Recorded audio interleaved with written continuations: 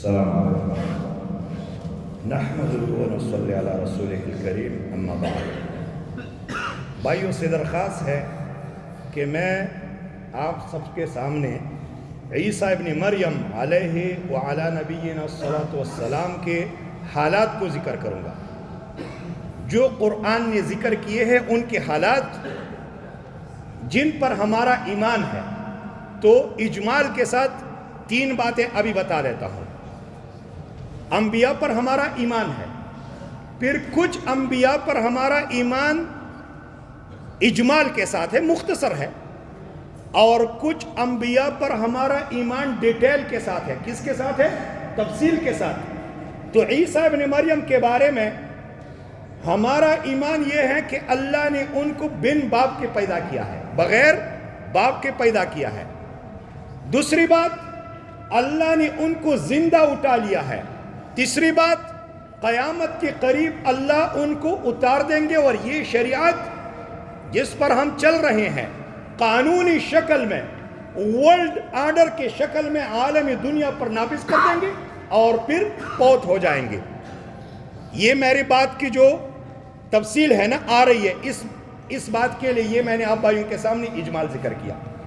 میرے بھائیوں، جو آیتیں ابھی ہم نے مغرب کی نماز میں پڑھی ہے، ان آیتوں کے لاسٹ میں اللہ نے فرمایا ذالک عیسیٰ ابن مریم، یہ ہے عیسیٰ ابن مریم کی حقیقت، قول الحق الذی فیہ یمترون، ایک حق بات ہے لیکن لوگ اس میں جگڑ رہے ہیں۔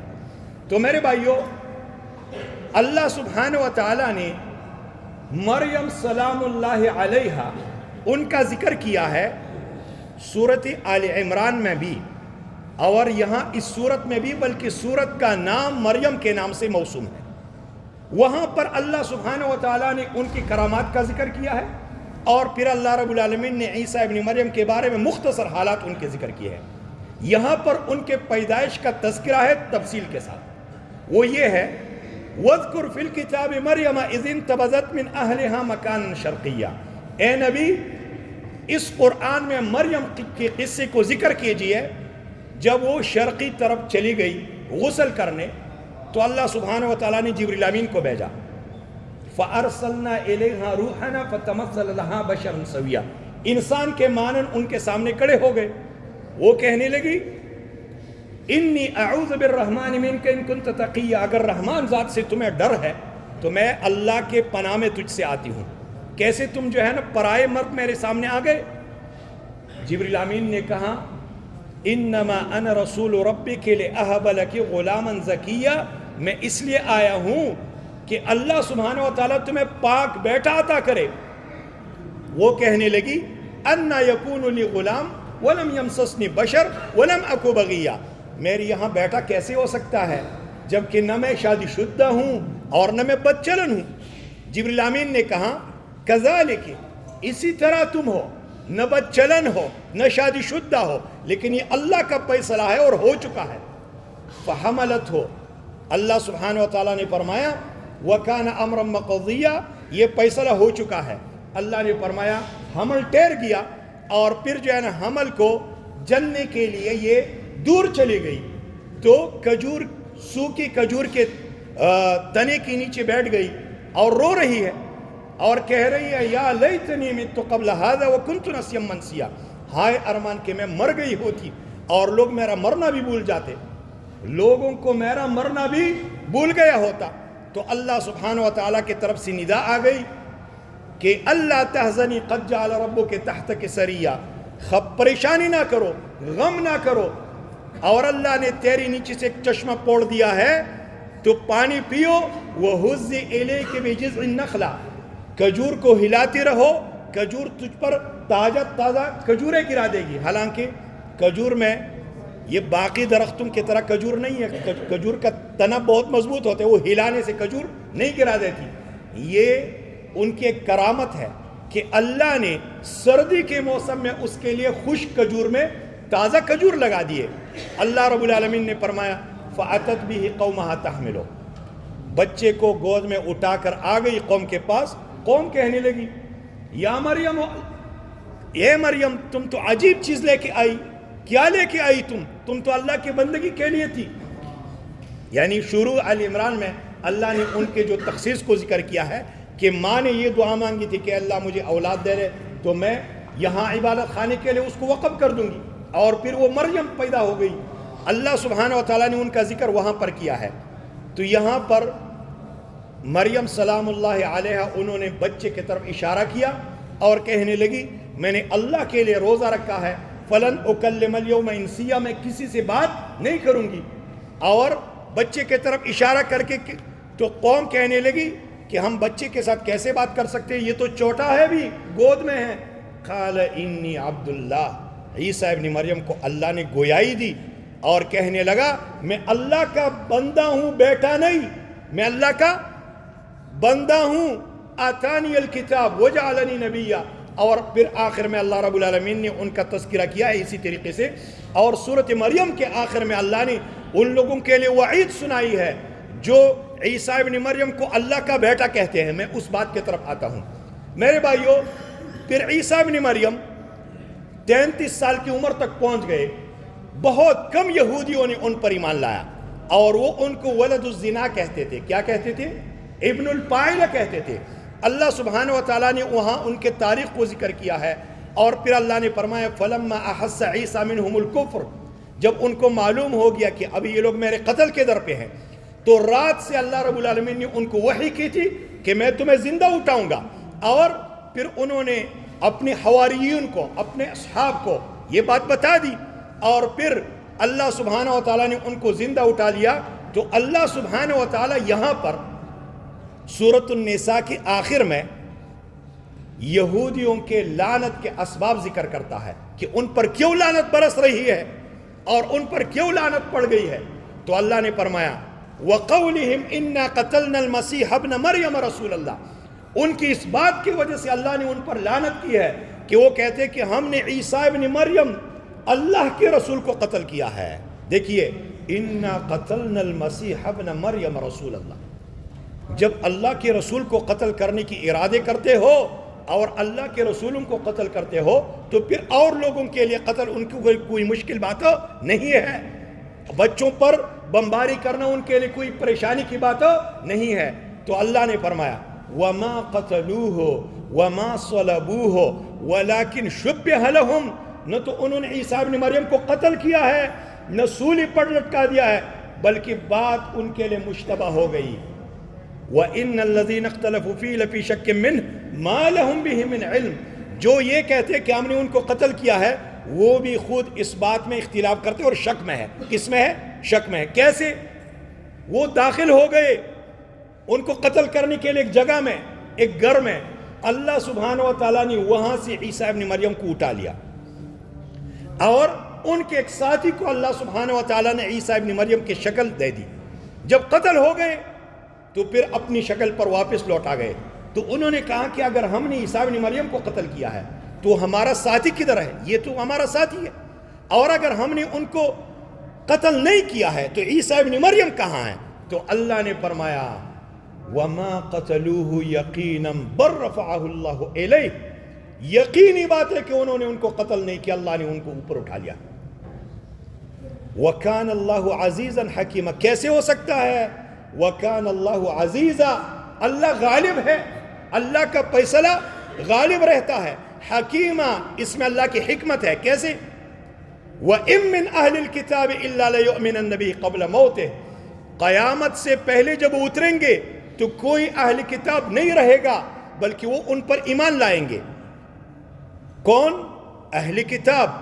قیامت کے قریب جب اللہ ان کو اتار دیں گے تو سب ان پر ایمان لائیں گے، اور وہ اہل کتاب چاہے یہودی ہو چاہے کرسچن ہو، دونوں جو بھی ان کی زندگی میں ان کے اترنے کے بعد وہ ہوں گے تو ایمان لائیں گے۔ دیکھیے وَإِن مِّنْ أَهْلِ الْكِتَابِ، نہیں ہوگا کوئی میں اہل کتاب میں سے إِلَّا لَيُؤْمِنَنَّ بِهِ قَبْلَ مَوْتِهِ، مگر یہ کہ وہ ان پر ایمان لائیں گے ان کے پوت ہونے سے پہلے۔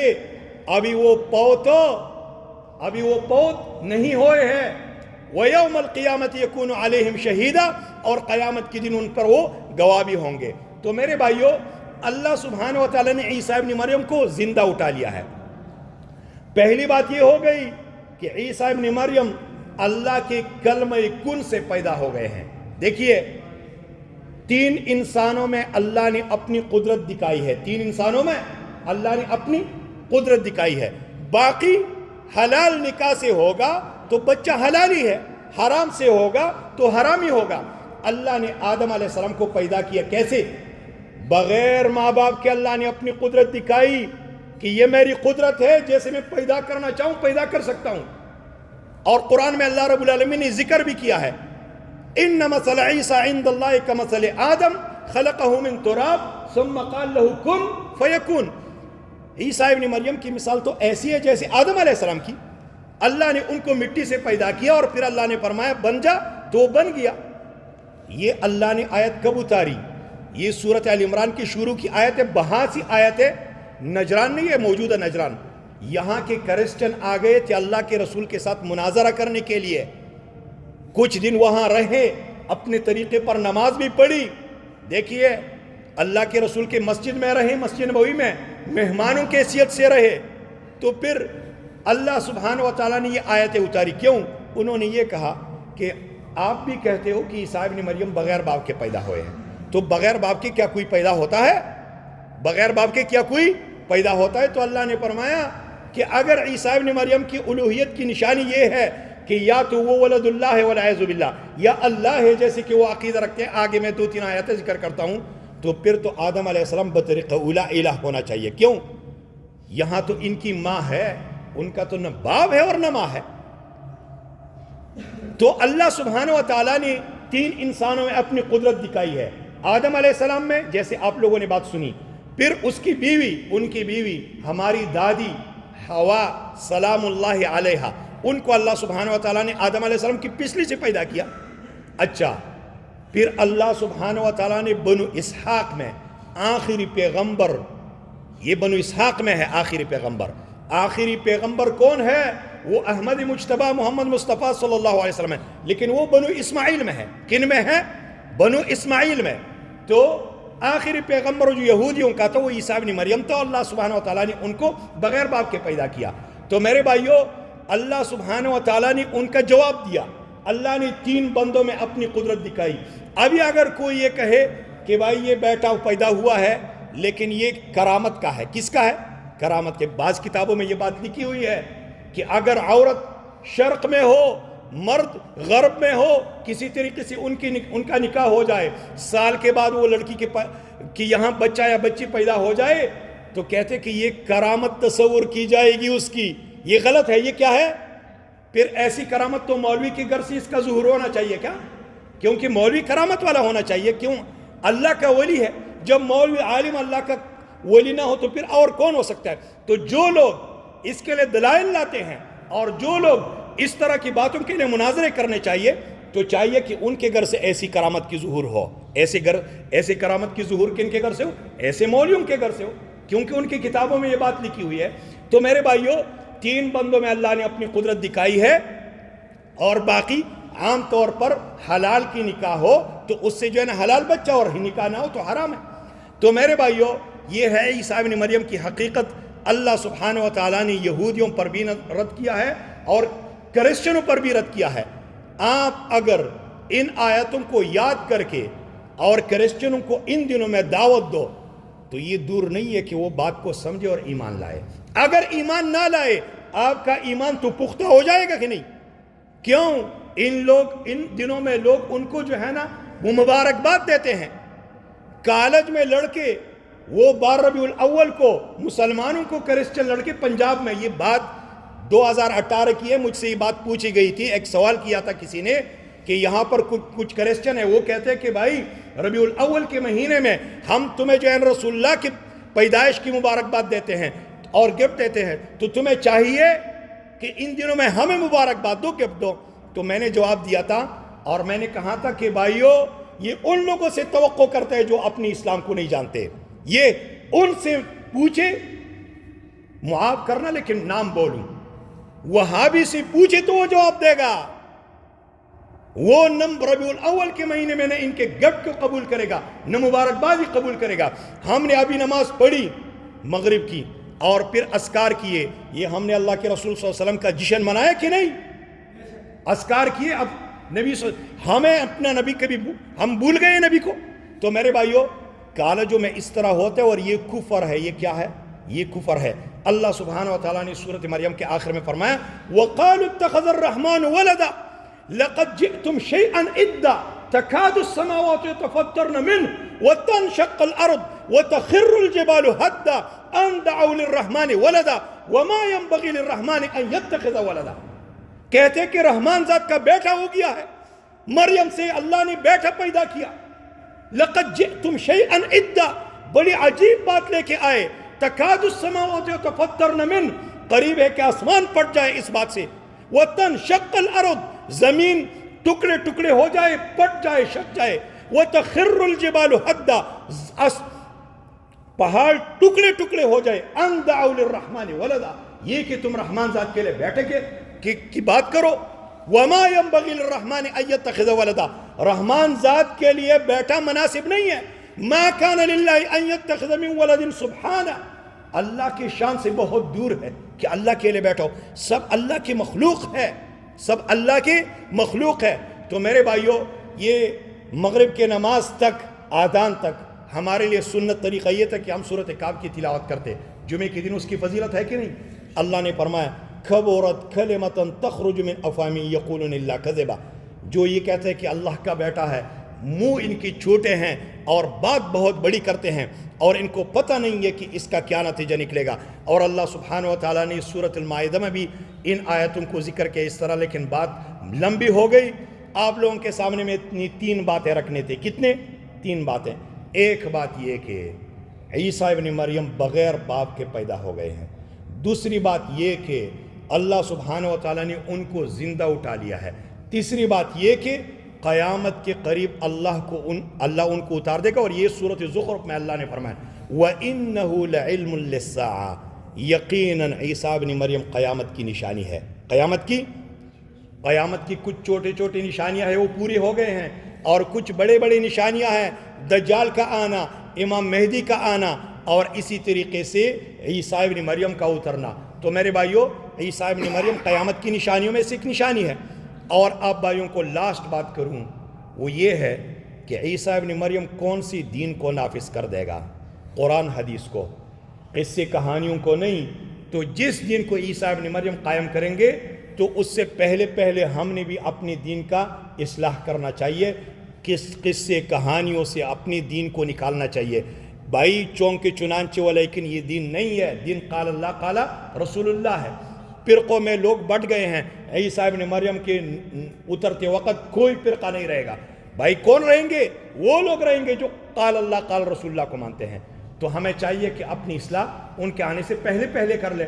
تو میرے بھائی یہ کچھ باتیں تھی آپ بھائیوں کے سامنے میں نے رکھ لیے. اور ان دنوں میں ہمیں کرسچنوں کے ساتھ یہ رواداری کی شکل میں نہ ان کے گفٹ قبول کرنے ہیں، نہ ان کو گفٹ دینے ہیں اور نہ ان کے کانے ہم نے کانے ہیں. اور ان کے علاوہ باقی دنوں میں ہمیں اسلام نہیں منع کرتا. ان دنوں میں کیوں منع کرتا ہے اس کے لیے کچھ احادیث ہے. کسی اور موقع پر میں آؤں گا انشاءاللہ تعالی آپ بھائیوں کے سامنے وہ بات میں رکھوں گا. ہو سکتا ہے جنوری کے بعد جو ہے نا شروع کی دنوں میں آپ بھائیوں کو سامنے میں جو ہے نا نئے سال کے بارے میں کچھ باتیں کروں کہ لوگوں کی کیا کیا خرافات ہے اور ہمیں کیا کرنا چاہیے. اللہ سبحانہ و تعالیٰ سے دعا ہے کہ اللہ ہمیں کتاب و سنت پر عملی زندگی اپنانے کی توفیق عطا فرمائیں. جزاکم اللہ خیر وصلی اللہ وسلم وبارک علی نبینا محمد وعلی آلہ وصحبہ اجمعین. السلام.